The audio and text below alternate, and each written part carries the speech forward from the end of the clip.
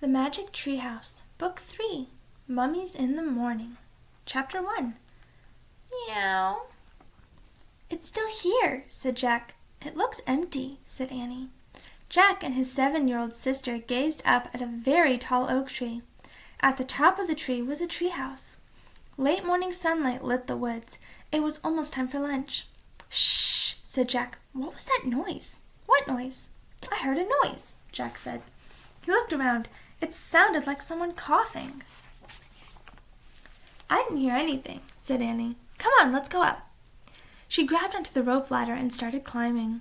Jack tiptoed over to a clump of bushes. He pushed aside a small branch. Hello? He said. Anybody there? There was no answer. Come on, Annie called down. The treehouse looks the same as it did yesterday. Jack felt that someone was nearby.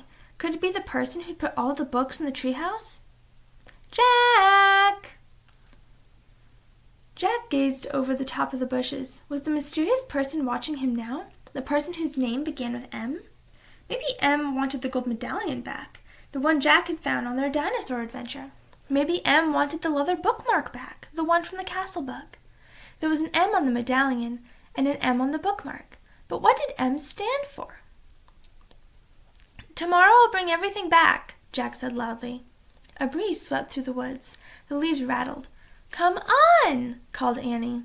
Jack went back to the big oak tree. He grabbed onto the rope ladder and climbed up. At the top, he crawled through a hole in the wooden floor. He tossed down his backpack and pushed his glasses into place. Which book is it going to be today? Said Annie. She was looking at the books scattered around the treehouse. Annie picked up the book about castles. Hey, this isn't wet anymore, she said. Let me see. Jack took the book from her. He was amazed. It looked fine. Yesterday it had gotten soaked in a castle moat. The castle book had taken Jack and Annie back to the time of the knights. Jack silently thanked the mysterious knight who had rescued them. Watch out, warned Annie. She waved a dinosaur book in Jack's face. Put that away, said Jack. The day before yesterday, the dinosaur book had taken them to the time of the dinosaurs. Jack silently thanked the pteranodon who had saved him from a Tyrannosaurus Rex.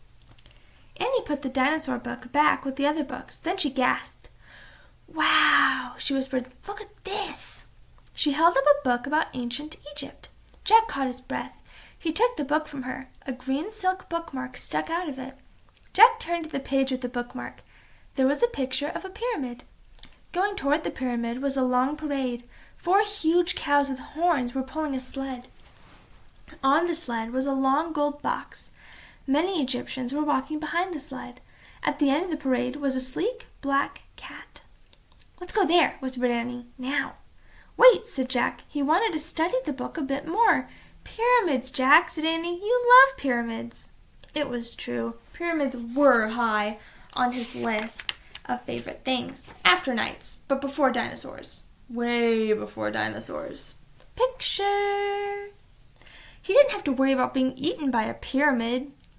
Okay, he said, but hold the Pennsylvania book in case we want to come right back here. Annie found the book with the picture of their hometown in it, Frog Creek, Pennsylvania. Then Jack pointed to the pyramid picture in the Egyptian book.